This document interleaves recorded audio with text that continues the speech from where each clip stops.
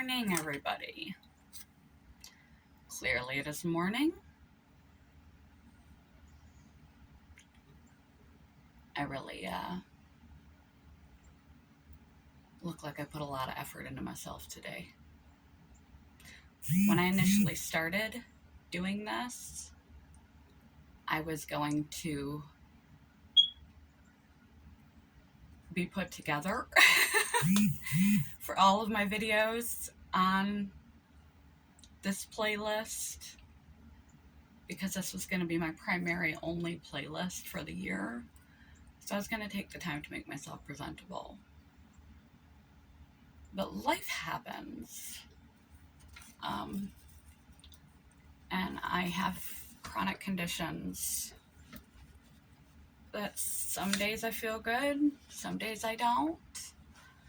And when you have ME/CFS, I have mild moderate ME/CFS, along with some other conditions. Your energy is less than a typical person, and it varies. And if you do too much one day, you pay the next day, sometimes a couple days later. It's called post-exertional malaise. It was a highly contested diagnosis for a long time. One of those, we just dump you in here, but we think it's psychosomatic. But it's now a medical accepted diagnosis, although few people, laymen, understand and accept it. And still a wide variety of the medical community is unknowledgeable about the condition and believes it is psychosomatic. Psychosomatic means that psycho, your psychology, soma, your body, that you are doing a conversion disorder, and it's all in your head. It's not all in your head. Life happens. Things outside of our control happen. That's why we should have gratitude for what we have every day, regardless how bountiful or minimal what we have is, how easy or difficult our life is.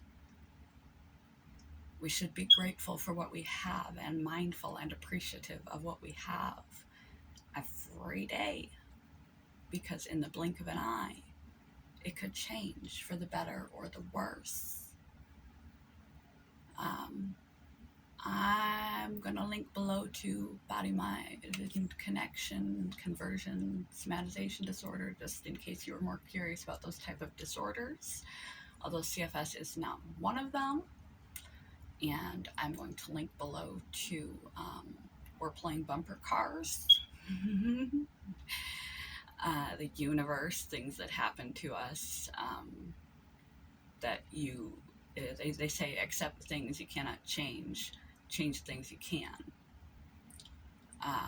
And if you can't accept it and you can't change it, leave it. Well, some things like chronic illnesses, you find unacceptable, you come to terms with it, accept reality as it is. You can't be delusional. Well, if you're mentally ill, you can become delusional for a period, but that's never good. That means you should be treated more appropriately, so you don't become delusional. But I'm talking about deluding yourself. You never want to identify as your illness or identify as weak or sick. It will drag you down farther. But at some point, you have to come to terms with reality. I'm also going to suggest that if you haven't yet you check out my October blog link. It is about self-limiting beliefs, and it's important that we not live up to our self-limiting beliefs and try to figure out what they are and deconstruct them as much as possible, because we are not as limited as we think we are.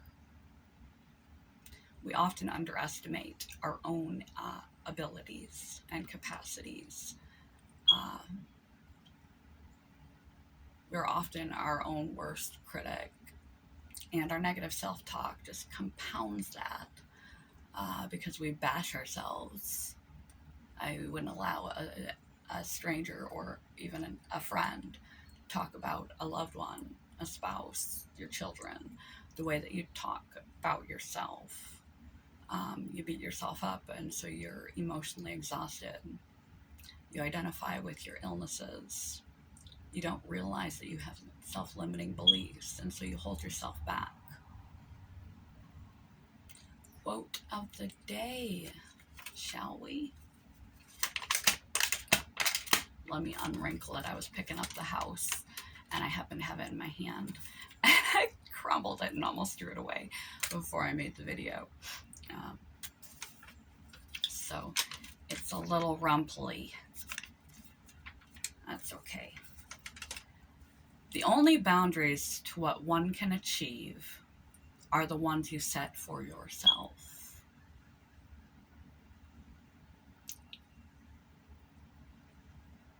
The only boundaries to what one can achieve are the ones you set for yourself.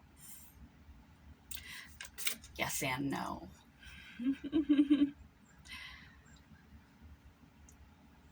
There are things in this life that are outside of our control. There are things that will change and shape and redirect your life. Like you're the ball on a ping pong table, and you give it a pull, you give your best shot, put effort behind it, have some direction, some goal to get to the right spot on the table, and you slam those little levers as best you can. Every little lever you can pull. Self-education, discipline, effort, good habits, continued learning, self-care, health-care, community, contribution.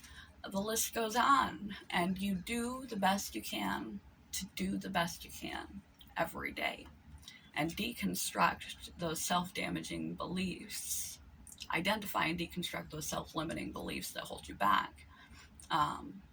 Because you believe something about the world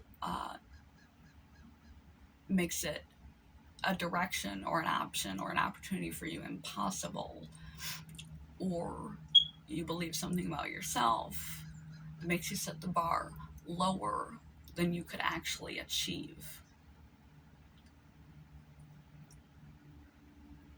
You have to work on those things.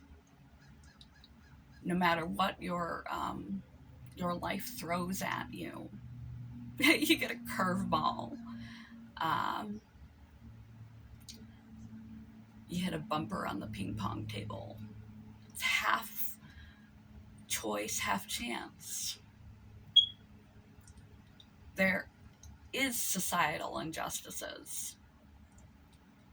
There are realistic limitations. There are inherent obstacles. But that's the thing about excuses, is that they're based in reality. Be careful when you're trying to identify things that are within and without your control. Again, I always link to that, it seems. Trichotomy of control. The things that you are in control of and you are not in control of. Things that are limitations or are just things just means you have to try a little harder or be a little bit more creative to get toward the end that you want for yourself, or whether they really are out of your hands. and a concrete limitation. Is the ceiling really a ceiling, or is it a glass ceiling and you could push through and you're just not seeing it that way? Because of low self-esteem, a track record of not succeeding, seeing your legitimate limitations as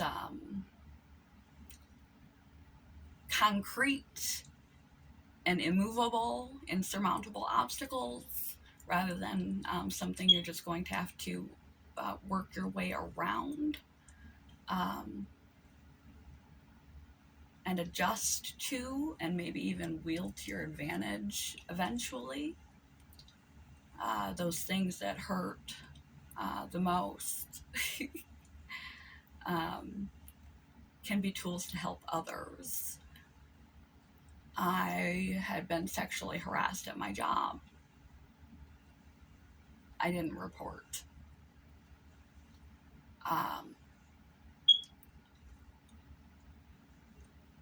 had a conversation with a coworker, a former coworker, still in the same company, and kind of pried it out of her that she may be in the same situation and doesn't know how to handle it. Sometimes the worst things that we're stuck with eventually end up serving others. And I was able to give a lot of advice from what I've went through. Sometimes the things you go through are so that you can be helpful to others. But yes, there are limitations in life. Yes, there are limitations in each of us. Each of us has different assets and attributes. And yes, there's societal, built-in prejudice, stigma, blockades.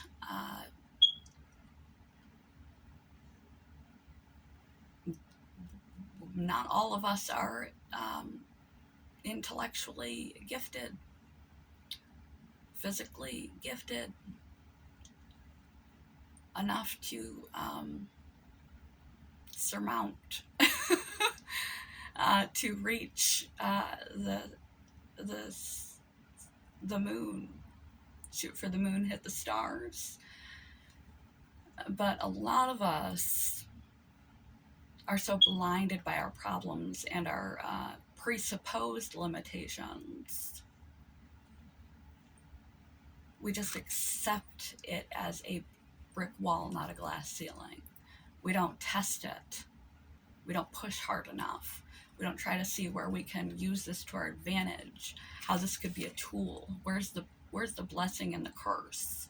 How can I make the best quality of life possible for myself given the limitations that are? Are these limitations, or are they just obstacles? Is this set in stone? Can this change? Can this be used as a tool to help others? What good can come of this? Good or bad situation. There's more room in your narrative, in your abilities, in your possibilities than you realize. A lot of us don't reach the moon through no fault of our own. Not for lack of effort. Not through poor personal choices. Through things that are outside of our control. True limitations that block the way. Mountains that are too high for us to climb. But we put in a hell of a good try. Good college effort, as they used to say. I don't know if anyone says that anymore. But a lot of us are so focused on all that we don't, where you look is what you see. You don't see all the attributes. You don't see all the ways around your problems, the adaptations to your limitations. David Goggins couldn't read. He had to take the test for entrance into the military 3 times. He couldn't read when he started. Just because you're illiterate doesn't mean you have to stay that way. It's not out of your control. It's a self-limiting belief. Learn to identify them. And those things that you cannot change, that change the landscape of your life, that move your bar of accessibility lower. Try to find a workaround and try to reach as high as you possibly can, because many of us are aiming through faulty self-definitions, faulty self-limiting beliefs, low self-worth, belief in obstacles in society that we can't pass, not believing we're strong enough, smart enough, good enough. The list goes on, draining our energy through self-bashing and people-pleasing all day. Whatever your misguided way that you don't know is misguided, to not set yourself up for the best possible outcome possible. Instead of aiming for the moon and hitting the stars, we're like aiming for the top of a building and hitting cars. So one more time, I know this is rambly, hopefully it made some kind of sense, especially with the other links. The only boundaries to what you can achieve are the ones you set for yourself. That's not at, I'd say it's 80-20. 80% of what you can achieve is the boundaries you set for yourself. 20% is outside of your control.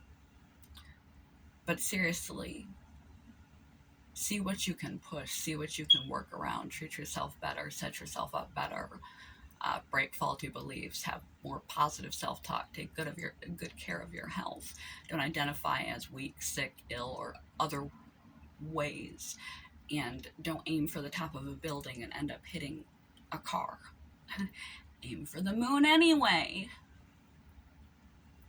and you'll hit stars. Many of us are shooting too low because we've set limits that aren't there in our head and our perspective. As brick walls that are immovable, but the truth is they're just in your mind. The only boundary to what you can achieve are the ones you set for yourself and the ones the world throws at you and changes everything. But then you just regroup and figure out where you go from there. Life is constant adjustment. Don't sell yourself short. Good morning, goodbye.